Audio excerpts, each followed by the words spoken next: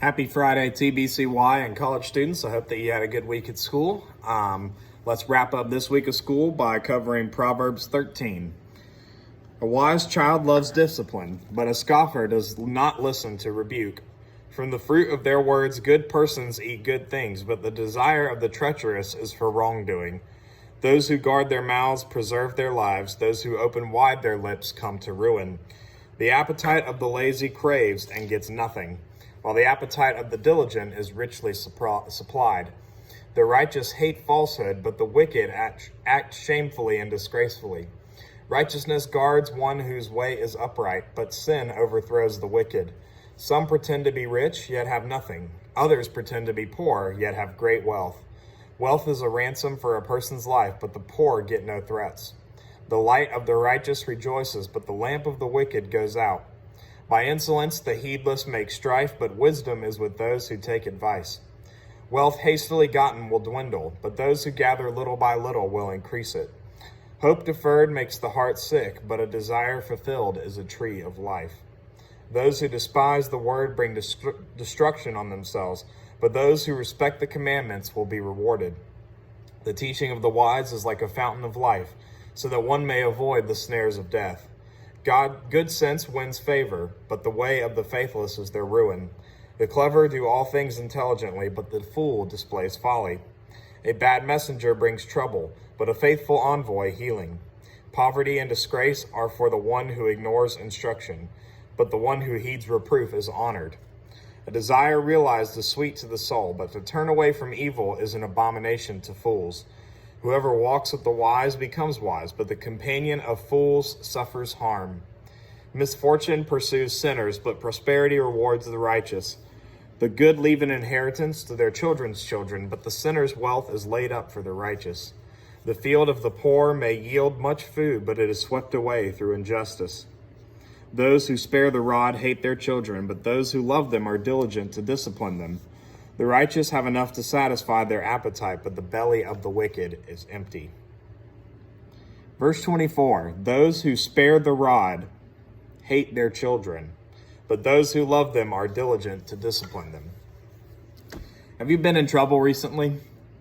I was just randomly, you know how like right when you're falling asleep sometimes at night, your brain decides, hey, let's go back and think about those really bad decisions that you made a few years ago, or like that really stupid thing that you did. So last night when I was trying to fall asleep, my brain decided to go back to this thing that I used to do when I was a kid that got me into a lot of trouble. I did it for a long time before I finally got in trouble with my parents for it. And randomly my brain decided, hey, let's think about that and regret the fact that you were making such a horrible decision at the time, instead of falling asleep. Does that ever happen to you? Being in trouble gives this feeling in our gut, this uncomfortable feeling, shame or guilt, or anger that we got caught or whatever it is. We don't like being punished or getting in trouble. But sometimes discipline is or getting in trouble, consequences to our actions. Those are some of the most important things for our growth, because yes, you can learn from the victories and the wins in life and the good things that happen to you. But we've talked about this many times, that it's often the things that we screw up, that we mess up, are the bad things that happen to us in life, whether we deserve it or don't, or whether it was something in our control or out of our control. Whatever it is, those can be some of the biggest opportunities for learning and growth that we will ever encounter.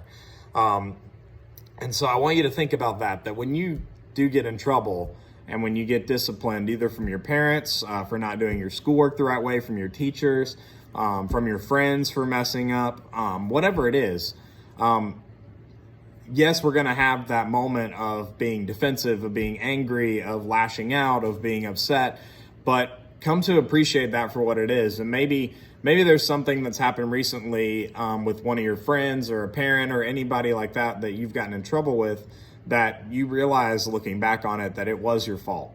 Did you apologize for that yet? Or did you say, hey, thanks for correcting me, I was wrong?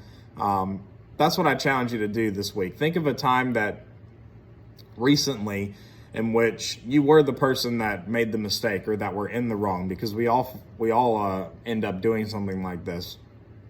And I want you to reach out to that person or whatever and try to get forgiveness or forgive yourself for it in prayer to God. So I hope that you'll do that this weekend and realize that a lot of times the correction, the criticism, the discipline, all those things that happen to us when we mess up or when something bad happens, those are really good learning experiences for us too. So I hope that you have a great weekend. I'm going to close this out in a word of prayer.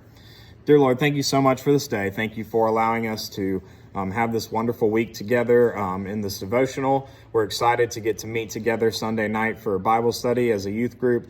Help us to be safe in all that so that we can continue to meet again, see each other again, and learn together in person. We really need that right now. So help us have a good weekend. In Jesus' name we pray. Amen. I'll see y'all soon.